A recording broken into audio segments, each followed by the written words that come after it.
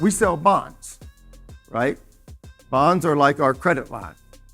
And we arrogantly assume that people will buy them forever at whatever rate. And they're backed by the full faith and credit of the United States of America.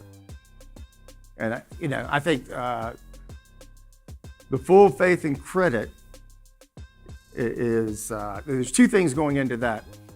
One, we have the reserve currency. The dollar is currently the reserve currency of the world. And the other, everybody else is at least as bad as we are, if not worse.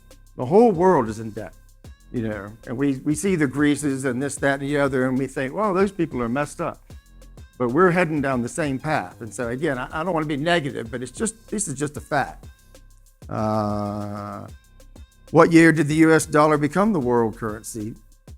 1944, not that long ago. And there were other currencies before that. So to think that we're always going to be the best, we as the United States, and that's a given, is a little arrogant. I don't necessarily think it's going to change, but you can't just ignore what's going on. I love this chart I found. Relative standing of great empires. It just shows that, like where it says the Netherlands, that's the Dutch. Back in the 1700s, the Dutch, that was the world's reserve currency.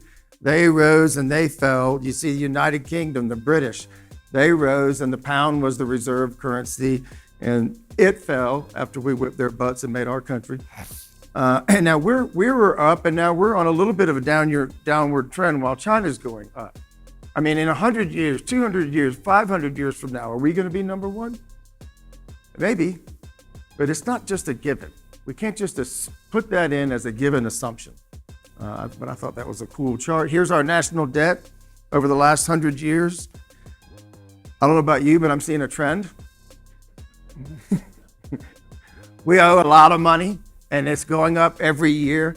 And we have absolutely no plan to fix this. I'm not getting into a political discussion, but no party, whether it's Republican, Democrat, anybody, there's nobody out there that's really talked about fixing this. Here's our interest costs. Same thing. These are projections. These projections, if you can read the small print, are from the CBO, Congressional Budget Office. This is not some right-wing whatever propaganda. This is our own government saying this is what's going to happen. So this is the world we're living in. I think we just need to be cognizant of it. Here's our rising spending again from the CBO. This is how they think our federal spending is going to go in comparison to our tax revenues. Half of the taxpayers pay 98% of the federal income tax. Again, these are just facts. And so when they say we're just going to tax the rich and take it won't work. We could take all the money from all the billionaires and we'd last for 8 months as a government. So tax the rich is not it. I don't know what it is, but I know we ain't got no plan right now. There is no plan being talked about. This is an election year. Nobody's talking about it. So are they going to do anything? Anyway, at the same time, we have finally hit $1 trillion in credit card debt in the country. Been a long awaited goal to get to the 1 trillion mark. Here we are.